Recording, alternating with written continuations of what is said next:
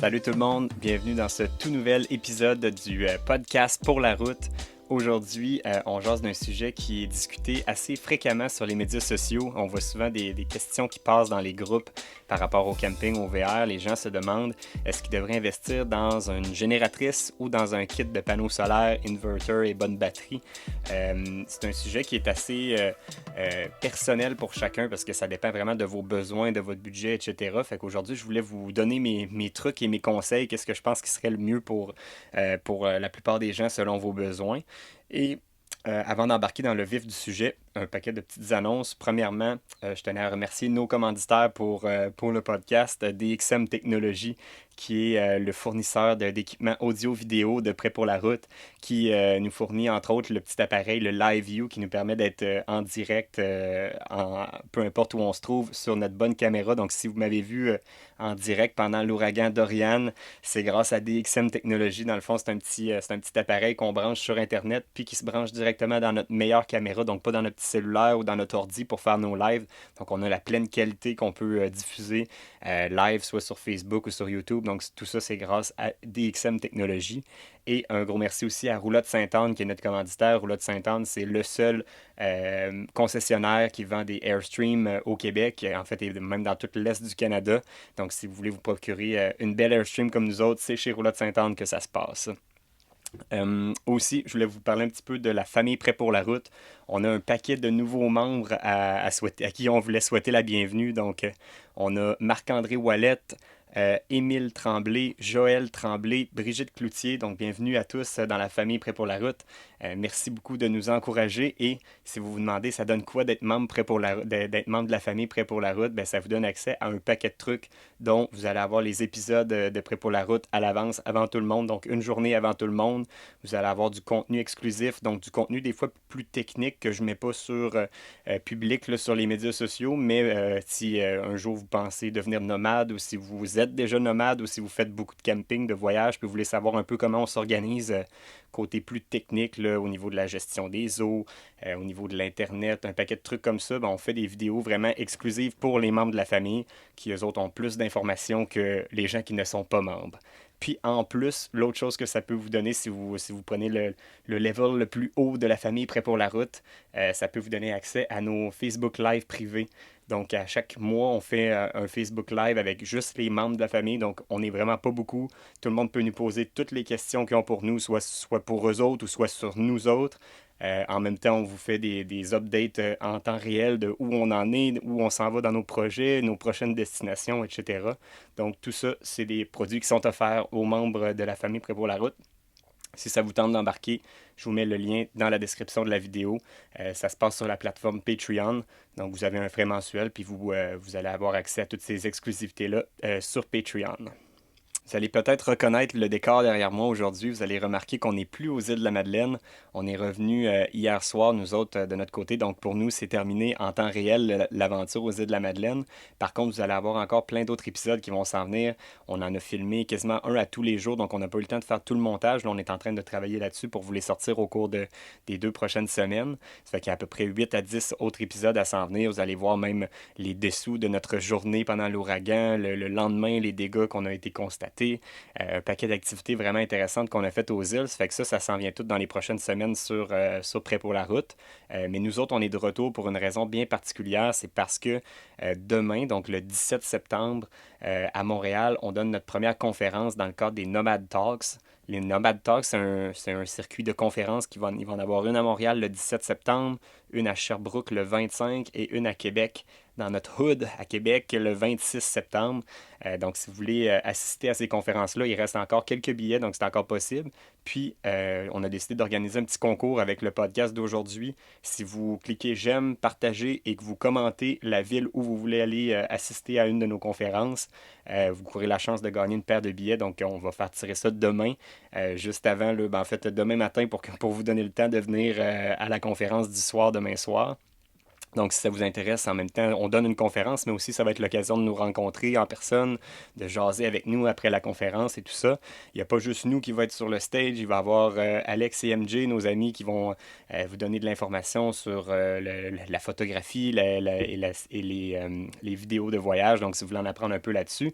Et il y a aussi les organisatrices des Nomad Talks, donc Émilie et Safia, qui vont être là aussi pour vous parler d'aller travailler à l'étranger, donc un paquet de conférences. Moi, de mon côté, le sujet de ma conférence, mais en fait, Val va être là aussi, mais ça va être juste moi sur le stage parce que vous savez que Val ne traite pas de parler en public, fait que puis c'est moi qui est le plus bavard habituellement. Fait que moi, ma conférence de mon côté, ça va être voyager, comment voyager sans s'endetter.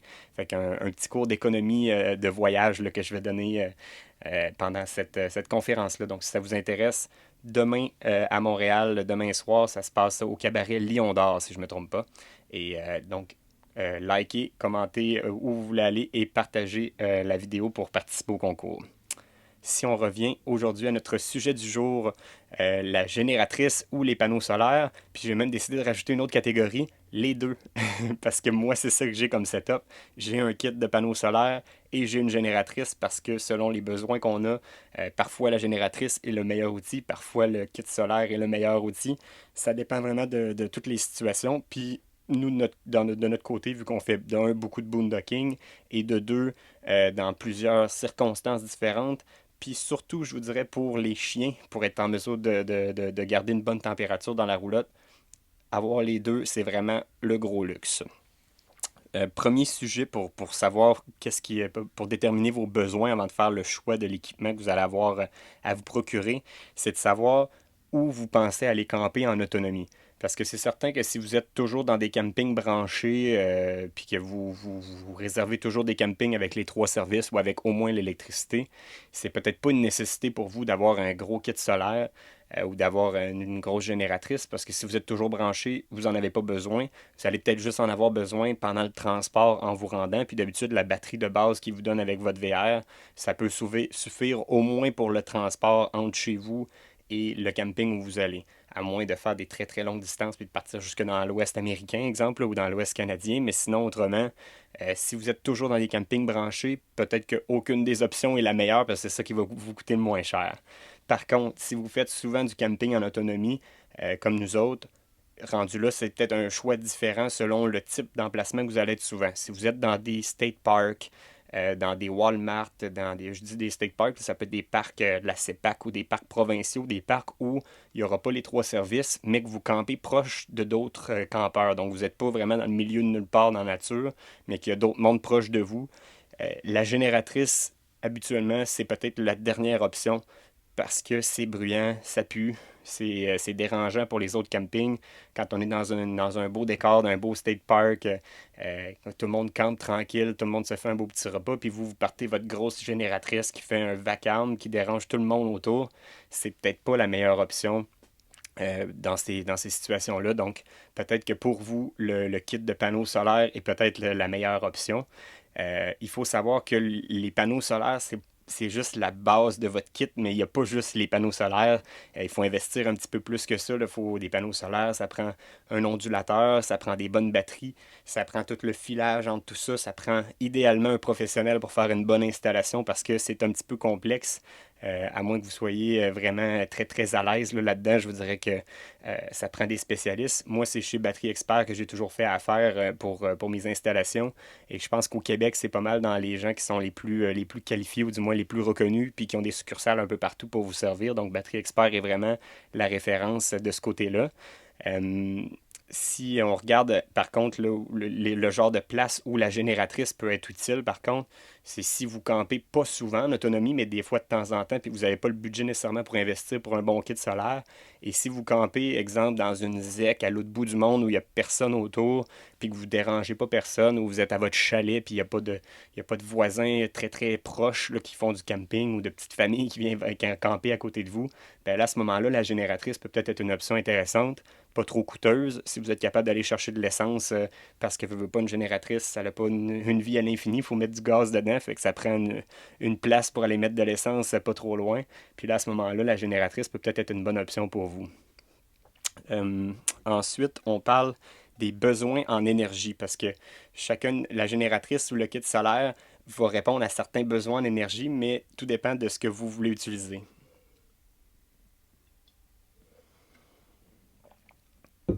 Si vous voulez juste l'utiliser pour des trucs qui ne demandent pas beaucoup d'énergie, genre recharger votre téléphone, peut-être votre ordinateur, votre télévision, ces besoins-là de base, vraiment des petites consommations, euh, un kit solaire peut facilement faire la job, même pas besoin d'un méga kit solaire, là, juste de base, vous allez être capable de vous en sortir. Par contre, du moment que vous voulez utiliser des trucs qui sont plus gourmands en énergie, donc, un grille-pain, un séchoir, un plaqueur, tout ce qui doit chauffer, une bouilloire, une machine à café, ça, c'est des trucs qui demandent beaucoup, beaucoup d'énergie. Si vous vous demandez comment déterminer si un objet, si un appareil électrique dépense beaucoup d'énergie, regardez en dessous, la plupart du temps, il y a une petite fiche où il va être écrit en nombre de watts l'énergie que cet appareil-là consomme. Puis vous allez être capable de déterminer si ça consomme beaucoup. Là, je vous dirais que c'est en même temps ça qui va déterminer la grosseur de l'ondulateur, le nombre de panneaux solaires que vous allez mettre, le nombre de batteries que vous allez mettre sur votre VR. C'est selon les appareils que vous allez utiliser. Par exemple, nous autres, on a un ondulateur de 2000 watts qui est juste assez fort pour faire fonctionner une machine à café Nespresso. Pour vous donner une idée, là, machine à café Nespresso, c'est autour de 1800 watts, là, fait que ça vient quasiment utiliser tout ce qu'on a comme capacité. Quand on la part, il faut qu'on ferme tous nos autres appareils pour qu'il y ait vraiment juste la machine à café qui va fonctionner. Un grille-pain, ça peut être autour de 1000 watts ou dans ce coin-là. Fait que ça va vous donner un petit peu une idée de ce que vous allez avoir besoin comme kit solaire pour faire fonctionner vos appareils. Par contre, aussitôt qu'on embarque dans des gros appareils très, très énergivores comme l'air climatisé, si on veut faire fonctionner ça sur le solaire, ça en prend beaucoup. Même nous autres, là, qu'on a un gros kit solaire, moi j'ai 500 watts de panneaux solaires sur le toit, c'est pas suffisant pour faire fonctionner l'air climatisé. J'ai pas assez un gros ondulateur, j'aurais besoin d'un ondulateur peut-être de 3000 watts pour être capable de faire fonctionner l'air climatisé sur les batteries. Il faudrait aussi que je fasse une modification. Là, il existe un truc, ça s'appelle un soft start qu'on installe sur l'air climatisé. Puis ça fait que l'air climatisé, quand le compresseur embarque, plutôt que de donner toute la puissance, il fait comme monter graduellement pour pas faire sauter l'ondulateur, puis pour pas non plus nuire aux batteries, puis donner trop une grosse charge en partant. Fait que c'est possible de faire fonctionner l'air climatisé sur un système de panneaux solaires et des bonnes batteries, mais ça prend un kit vraiment très très gros. Je vous dirais que vous allez avoir besoin de plus de panneaux solaires que ce que nous on en a, plus de batteries et un ondulateur plus fort. Fait que ça prendrait là, idéalement un kit peut-être à entre 5 et 10 000 là, de panneaux solaires, de batteries et d'ondulateurs pour être capable de faire fonctionner l'air climatisé. Puis encore là, elle ne fonctionnera pas à très long terme. Elle va fonctionner peut-être pour une partie de la journée où vous allez être à l'extérieur, exemple, puis vous voulez laisser les chiens à l'intérieur de votre véhicule ou des trucs comme ça. Mais si vous la laissez tourner toute la journée ou toute la nuit, les chances sont que vos batteries vont finir par mourir assez rapidement, puis vous aurez plus de capacité. Donc là, à ce moment-là, pour l'air climatisé ou des gros appareils très très énergivores comme ça, la génératrice peut être une option intéressante. Fait que sinon, ben, vous pouvez y aller comme un combo comme nous on a. Pour les besoins de base de tous les jours, on a un bon kit solaire. Pour les grosses demandes énergétiques, ben là, on embarque sur la génératrice. C'est le compromis que nous, on a fait. Puis de toute façon, même si je voulais mettre encore plus de panneaux solaires, sur ma roulotte, il n'y a pas de place. Puis vous allez peut-être vous frotter au même problème parce que vous ne voulez pas sur le toit de la roulotte, il y a des appareils, il y a des fans, il y a des dômes de lumière, il y a des trucs, des antennes, un paquet de trucs qui sont dans les jambes, fait qu'on ne peut pas mettre des panneaux solaires partout. Fait que vous allez être limité au pied carré disponible sur le toit de votre roulotte. Moi, de mon côté, c'était difficile d'en faire rentrer plus que 500 watts. J'ai peut-être de la place pour mettre peut-être un autre panneau de 100 watts, fait que j'aurais peut-être 600 watts, mais encore là, ça serait pas suffisant pour la génératrice. Fait que de mon côté pour, pas la génératrice, mais l'air climatisé. Fait que de mon côté, l'air climatisé, j'ai vraiment mis une croix là-dessus sur le solaire. Je la fais fonctionner sur la génératrice si j'en ai besoin. Et j'essaye de justement pas être dérangeant pour les voisins quand je le fais. Fait que j'essaie de le faire le plus loin possible de mes voisins si c'est le cas. Euh, L'autre point à analyser, c'est la fréquence que vous allez être en autonomie. Fait que si vous pensez faire beaucoup, beaucoup de séjours en autonomie, ça peut être intéressant d'investir dans un bon kit solaire plutôt que la génératrice parce que vous allez le rentabiliser beaucoup plus vite. Mais si vous faites de l'autonomie une fois par année, je ne suis pas convaincu de la rentabilité de la chose. Vous êtes peut-être mieux de pas investir un si gros montant puis peut-être de partir avec une génératrice ou en emprunter une à quelqu'un. Si vous partez juste une ou deux fois, là, ça revient bien trop cher pour le nombre de séjours que vous allez faire. Ça ne sera pas rentable pour vous de le faire. Fait que c'est clair que si vous campez souvent en autonomie, ça rentabilise plus votre investissement. Puis parlant de rentabiliser l'investissement, ça ressemble à quoi un investissement pour un kit de panneaux solaires? En fait, ben, côté génératrice, je vous dirais que si vous regardez pour une bonne génératrice, mettons une Honda, une Yamaha, tu vois, moi j'ai une Hyundai présentement, il y a une génératrice, là, mettons, entre 2000 watts ou 4000 watts, là, vous allez payer peut-être un 2000 $ à peu près.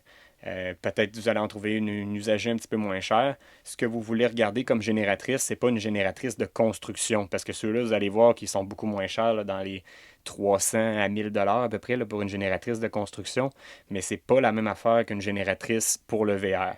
Une génératrice de construction, premièrement, c'est beaucoup, beaucoup plus bruyant. Donc, c'est pas isolé dans un contenant isolé. Souvent, le moteur est vraiment exposé. Le bruit va voyager. C'est vraiment hyper dérangeant comme bruit.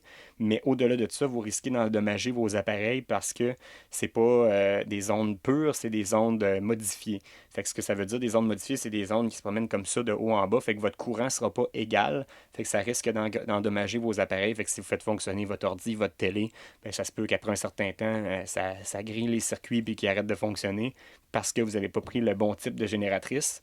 Puis au-delà de ça, on ne veut pas en voir des génératrices de construction. C'est tellement bruyant, c'est horrible.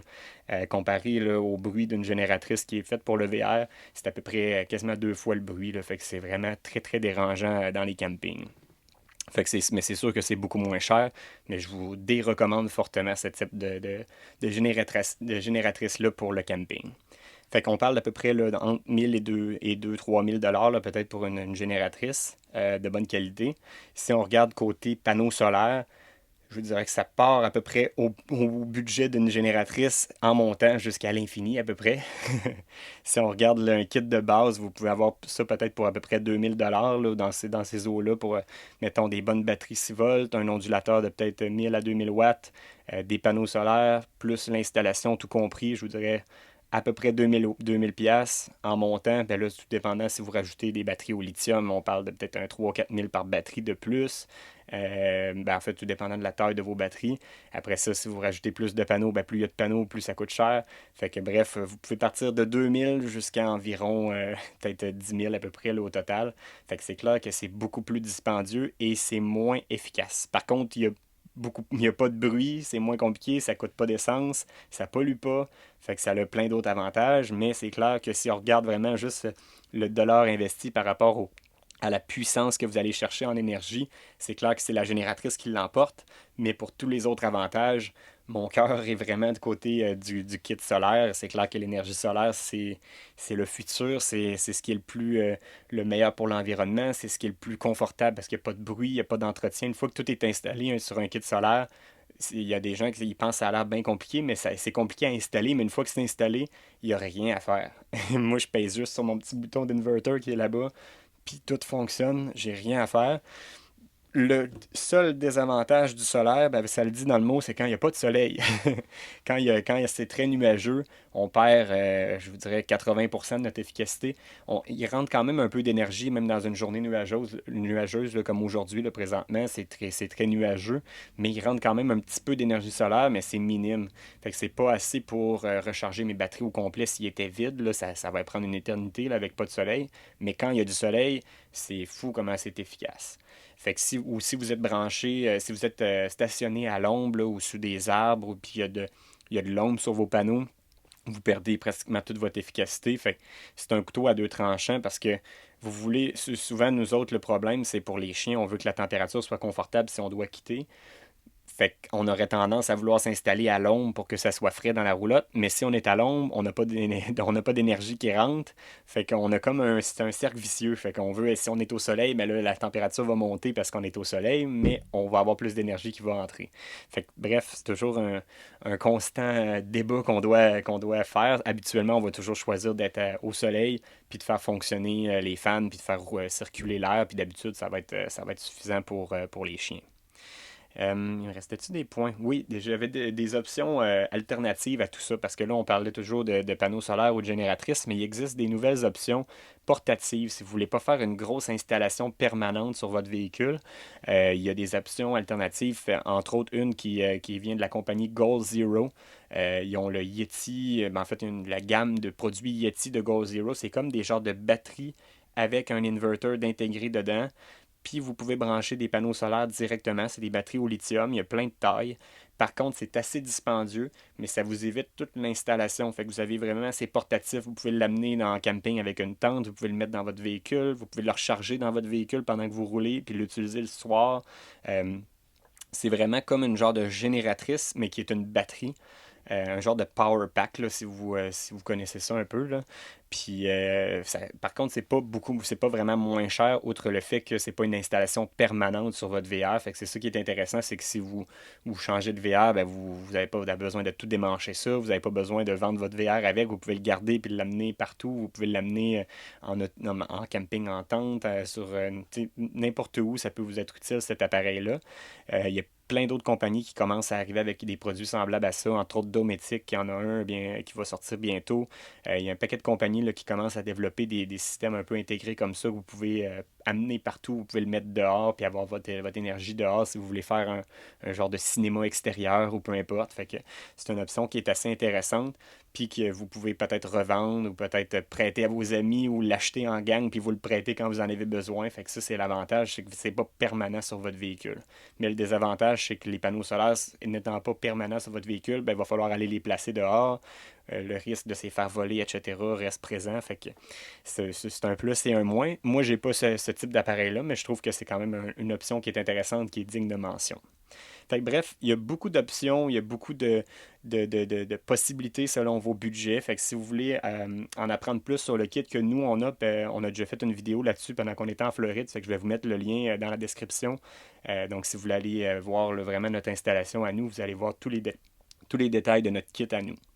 Fait que moi, ça complète pour aujourd'hui. Fait que encore, je tiens à rappeler un petit peu notre petit concours. Fait que si vous voulez participer et courir la chance de gagner des billets pour notre conférence, cliquez j'aime, partagez et écrivez-moi dans les commentaires à quel endroit vous voulez venir voir la conférence. Fait que ça complète. Salut tout le monde. Bonne journée.